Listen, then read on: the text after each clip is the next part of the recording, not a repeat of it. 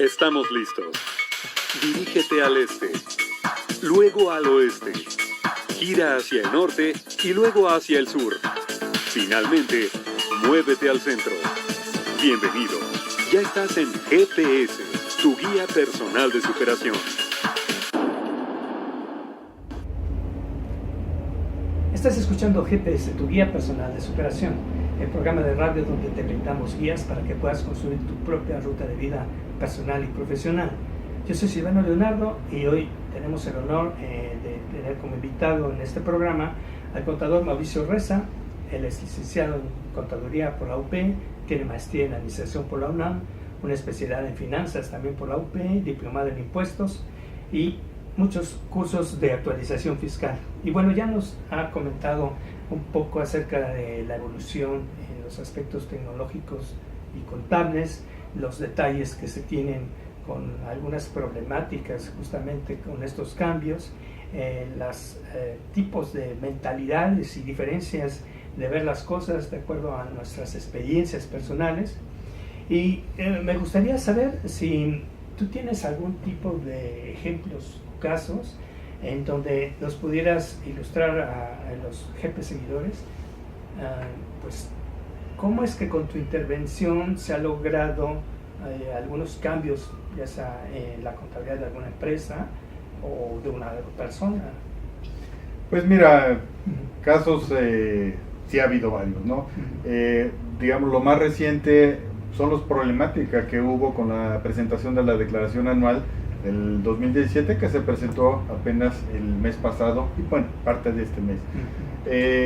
A final de cuentas, la información que estaba en la base de datos de Hacienda era pues lo que hasta ese momento conocía Hacienda, pero en el momento que se empezaban a analizar las cifras con los depósitos de la persona, con los ingresos que tuvo, con la facturación que hicieron o con los recibos de nómina que estaban emitidos, pues había unas diferencias importantes. Problemas puede haber muchos, ¿no? Que la empresa no hizo las nóminas, que la empresa los consideró duplicados, que la empresa los emitió y venían con errores. Entonces, tanto así hubo el problema que se dio informes a Hacienda ante esas incongruencias y Hacienda incluso prorrogó la fecha de presentación de la declaración anual, que terminó el 15 de mayo. Entonces, ese tipo de situaciones es lo que realmente para nosotros estamos los contadores, ¿no? Para ir resolviendo esos pequeños detalles. Hay y está tipificado en la ley, tú puedes tener unos ciertos ingresos. Al tener ciertos ingresos, pues vas a tener unos ciertos consumos de tarjetas de crédito. Pero nunca tus consumos de tarjeta de crédito durante un año pueden ser superiores a esos ingresos. Si no, pues ¿de dónde estás financiando ese dinero? Lo puedes deber al banco y te van a perseguir por todo el tiempo, ¿no? Pero tienes que tener una equidad entre los ingresos y gastos que estás teniendo, ¿no? Esos son de los tipos de detalles que nosotros como contadores visualizamos y tenemos que estar muy atentos para que el contribuyente no tenga ningún problema. Entonces, la cuestión sería ¿qué tanto se dan esas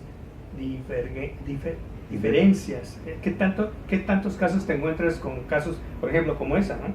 De que, oye, pues resulta que estás gastando más de lo que ganas, de lo que ingresas, ¿no? ¿De dónde te entra la lana? No, y explicaciones puede haber muchas, ¿no? Puede haber unas que están fuera de la ley, hay otras que son dentro de la ley, ¿no? El chiste es, eso es lo que yo ofrezco, buscar aquel elemento que sea el adecuado y sea creíble para ti, para el contribuyente, ¿no? Que ese es a final de cuentas el que va a tener la responsabilidad. Claro. Tengo un caso de una empresa que empezó a tener varias sucursales, entonces creció muy bien la empresa, pero administrativamente no estaba creciendo, entonces ya estaba teniendo problemas de control. Entonces, a pesar de que nosotros llevábamos la contabilidad y registrábamos las operaciones, nos estábamos dando cuenta que pues, había faltantes. Entonces es pues, ir creando los controles necesarios para que no existan fugas de dinero, ¿no? Y el empleado no se lleve el dinero, que se lo lleve el socio o los socios, y esos socios ya después lo repartan hacia abajo. el dinero o las mercancías, ¿no? Porque, cualquiera de las cosas. Digo, va junto con pegado, porque pues eso también sucede, ¿no? Que en las empresas hay estos robos hormiga en donde... Siempre va a haber, desgraciadamente. En todas las empresas no falta eso. Y cuando tú hablas de llevar estos controles, serían estas recomendaciones que tú les haces a tus clientes de aplicar esos controles para controlar los inventarios, el dinero, todo este tipo de situaciones, ¿no? Sí, es como, regresando otra vez a la historia, ¿no? Antiguamente llevábamos papelitos, ¿no? Sí. Y con eso controlaba el empresario la operación de una empresa. Uh-huh. Actualmente están las computadoras, Uh-huh. pero las computadoras no son infalibles. Claro. Si tú la alimentas de una información errónea, pues de alguna forma va a salir ese problema o ese desfalco que están cometiendo los empleados. Entonces, yo creo que lo importante es que los socios sepan qué es lo que está sucediendo en la empresa, para que ellos tomen las decisiones más acertadas en relación a su negocio. Oye, el otro día estaba leyendo que una empresa en Japón que está relacionada con el ramo de seguros hizo unas inversiones multimillonarias en inteligencia artificial, de tal manera que está quitando a su personal para hacer el cálculo de todo lo que son las pólizas y intereses, todo eso, ¿no? Entonces, y bueno, también lo que tengo entendido es que no solamente en esa área, sino en otras áreas, en la inteligencia artificial, los robots relacionados con la inteligencia artificial están desplazando a muchas profesiones. Y la inteligencia artificial ha evolucionado a tal grado que incluso actualmente ya puede hacer lo que se llama una lectura, ¿no? Alguien hace una lectura y una interpretación de lo que dice el texto, ya pueden tener mejor resultado un robot que una persona. Bueno, la pregunta va en el sentido de ¿qué tanto estos procesos de inteligencia artificial van a pegar o ya están pegando en tu rubro, en tu ramo? ¿Y qué se espera para ustedes, los contadores, en ese sentido? ¿Tienes alguna idea? Pues alguna idea o alguna certeza, ninguna, ¿no? Claro. Pero pues lo único que podemos ver es muchas empresas ya están vendiendo vía internet. Ajá. Eso es electrónico, Así es. ahí existe la información. Uh-huh. El que hace el depósito, si no determina qué factura es la que, o si no captura qué factura es la que está pagando, el receptor no va a saber. Uh-huh. Y por lo tanto, vamos a llamar al departamento de crédito y cobranzas, no va a saber que esa factura fue la que se pagó. A lo mejor sí sabe que le depositó fulanito, pero si no tiene los elementos para saber que se pagó de fulanito de tal factura, pues no va a haber otra evidencia más que hacerlo a manita. O analizar la información a través de una persona para sacar esa información. No creo que un robot pueda hacer ese tipo de cosas tan tangible, tan operativamente, ¿no? Los robots sí pueden hacer muchas cosas, las computadoras pueden hacer muchas cosas, pero hay ciertas cosas que desgraciadamente no pueden hacer. Fíjate que hace muchísimos años tenía en mente poner una empresa en Estados Unidos de exportación. Entonces fui allá, estuve un tiempo y me entrevisté ahí con un abogado, y pues facilitan mucho las cosas allá, ¿no? Entonces me entrevisté ahí con los abogados para ver qué se necesitaba y me dicen de entrada pues dónde quería poner la empresa, porque se podía abrir en Panamá, las islas, no sé qué tanto. Digo, hace muchísimos años, todavía no existe esto del Panama Papers como ahora, ¿no?